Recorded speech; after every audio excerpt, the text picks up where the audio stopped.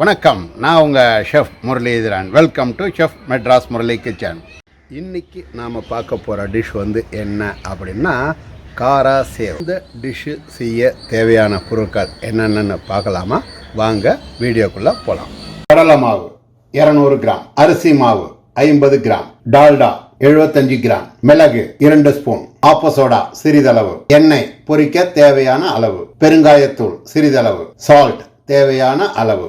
பண்டங்கள் மாறலாம், பதார்த்தங்கள் மாறலாம், வடிவங்கள் மாறலாம், பெயர்கள் மாறலாம், கோணங்கள் மாறலாம், கொள்கைகளும் மாறலாம். எப்பொருள் யார் யார் வாய் கேட்பினும் அப்பொருள் மெய்ப்பொருள் காண்பதறிவு. முறைகள் மாறக்கூடாது. முரளியின் சமையலில் முறைகளும் மாறாது, சுவையும் குறையாது. உண்மையான ஊட்டச்சத்தான சுவையை மக்களுக்கு அளிக்க பிறந்தவர். இப்போ நாம் என்ன பண்ணணும் அப்படின்னா, ஒரு பாத்திரத்தில், நல்ல அகலமான பாத்திரத்தில் ஃபஸ்ட்டு டால்டாவை எடுத்து வச்சுக்கிறோம். ஸோ டால்டா எடுத்து வச்சுக்கிட்டு அதோட குக்கிங் சோடா, அப்புறம் வந்து உப்பு, பெருங்காயத்தூள், அப்புறம் மிளகு, அதாவது கருப்பு மிளகை நாம் பவுட்ரு பண்ணி வச்சுருக்கோம். இந்த மாதிரி பண்ணிக்கணும். ஸோ காராசேவு அப்படின்னா மிளகுனுடைய காரம் தான் ஜாஸ்தி இருக்கணும். மிளகாத்தூள் போடக்கூடாது. அதே மாதிரி ஒரு சில பேர் ஜீரகம் சேர்க்குறாங்க. அது உங்களுக்கு வேணும்னா நீங்கள் சேர்த்துக்கங்க.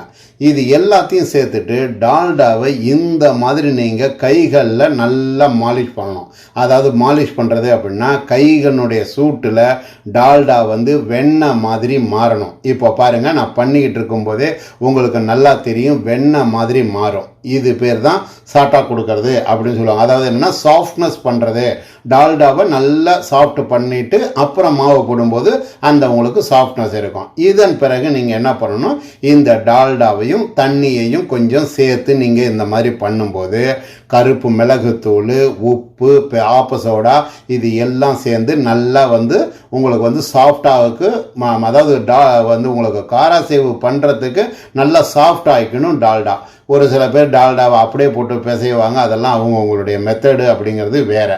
ஸோ இப்போ நான் வந்து இப்படி பண்ணியிருக்கேன். இதன் பிறகு இதில் நீங்கள் நம்ம எடுத்து வச்ச கடல மாவு இருக்கு இல்லையா, கடல மாவை ஆட் பண்ணுங்கள். இந்த கடல மாவை ஆட் பண்ணிவிட்டு தண்ணியோ எதுவுமே தெளிக்கக்கூடாது. அப்படியே நீங்கள் பிசைங்க. காரணம் என்னென்னா, டால்டா அதில் சேர்த்த தண்ணி இது எல்லாம் கடல மாவை உங்களுக்கு பாருங்கள், நான் பிசையும் போதே எப்படி ஈரம் இருக்குது பாருங்கள், ஓவராக ஈரம் இருக்குது. இதன் பிறகு தான் நீங்கள் என்ன பண்ணணும், அரிசி மாவை ஆட் பண்ணணும். அரிசி மாவு நான் வந்து 50 கிராம் அரிசி மாவு தான் நான் சொல்லியிருக்கேன். நீங்கள் இதை தாண்டி அரிசி மாவு சேர்த்திங்கன்னா என்ன ஆகும் அப்படிங்கிறது உங்களுக்கு நான் சொல்கிறேன். இப்போ இந்த அரிசி மாவு இதெல்லாம் சேர்த்த பிறகு நல்லா நீங்கள் சேர்த்து பிசைஞ்சிங்க அப்படின்னா உங்களுக்கு கைகளில் பிடிச்சா கொழுக்கட்டை பிடிக்கிற மாதிரி வரணும் மாவு. காரணம் என்ன அப்படின்னா, உங்களுக்கு ஆல்ரெடி நாம் தண்ணி சேர்த்துருக்குறோம். டால்டாவினுடைய பசப்பசப்பு தன்மையும் சேர்ந்து இருந்ததுன்னா, இப்போ பாருங்கள், நான் பிடிக்கும்போது உங்களுக்கு எப்படி இருக்குது பார்த்தீங்களா, கொழக்கட்டை பிடிச்சா எப்படி இருக்கும் அந்த மாதிரி இருக்குது பாருங்கள். அதே மாதிரி மிளகுத்தூள் எவ்வளோ நான் போட்டிருக்கேன் பாருங்கள். இதை மாதிரி பண்ண பிறகு தண்ணி தெளிக்கணுமே தவிர ஊற்றக்கூடாது. இந்த பாயிண்ட்டை நீங்கள் நல்லா நோட் பண்ணுங்கள். தண்ணி தெளிச்சிங்க அப்படின்னா, இப்போ பாருங்கள், நான் எப்படி உங்களுக்கு மாவு பிசையும் போது கட்டியமாக வருது, ஈரமாக இருக்குது. இது வந்து அச்சில் போட்ட முறுக்கு நம்ம புழியணும்னா எப்படி புழிவோம், அந்த மாதிரி டைட்டாக இருக்கணும் இந்த மாவு. அப்போ தான் கைகளில் வச்சு தீர்த்துறதுக்கு கரெக்டாக இருக்கும். பார்த்தீங்களா, இப்போ மாவு நான் உருட்டி காட்டும்போது எவ்வளோ சாஃப்டாகவும் இருக்குது, அதே சமயம் எவ்வளோ திக்னஸாக இருக்குது பாருங்கள். இதன் பிறகு காராசேவுக்குன்னு ஜார்னியாக இருக்குது. அந்த ஜார்னியில் தான் நம்ம பண்ணோம். ஒரு சில பேர் முறுக்கச்சியில் புழியலாம் அப்படின்னு கேட்பீங்க. அதன் பிறகு வந்து நிறைய விஷயங்கள் இருக்குது.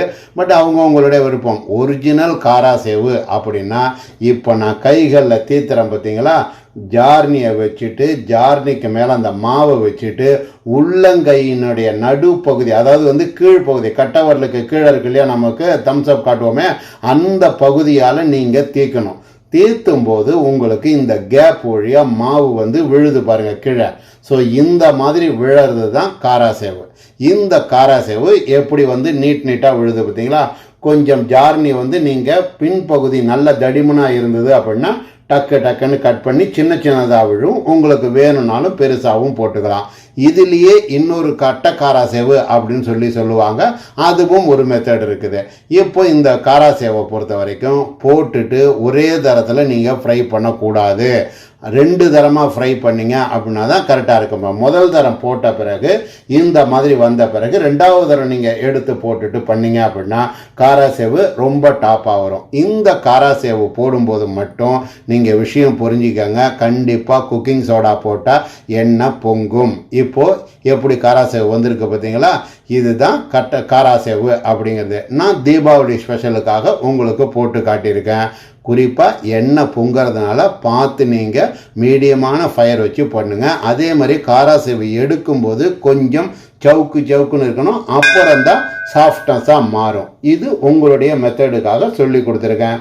இந்த காராசேவை செஞ்சு பார்த்து லைக் பண்ணுங்கள், ஷேர் பண்ணுங்கள், கமெண்ட்ஸ் பண்ணுங்கள். செஃப் மெட்ராஸ் முரளி கிச்சனில் செஞ்ச இந்த டிஷ்ஷை உங்கள் வீட்டில் செஞ்சு பாருங்கள். செஞ்சு பார்த்து உங்களுடைய ஃபீட்பேக்கை கீழே இருக்கிற கமெண்ட் பாக்ஸில் பதிவு பண்ணுங்கள். இந்த வீடியோ பிடிச்சிருந்தது அப்படின்னா லைக் பண்ணுங்கள், ஷேர் பண்ணுங்கள், நம்ம சேனலை சப்ஸ்கிரைப் பண்ணுங்கள். இது மாதிரி சூப்பரான வேறு ஒரு டிஷ்ஷோட வேறு எபிசோடில் உங்களை சந்திக்கிறேன். அதுவரை உங்களிடமிருந்து விடைபெறுவது உங்கள் ஷெஃப் முரளிதரன். நன்றி, வணக்கம்.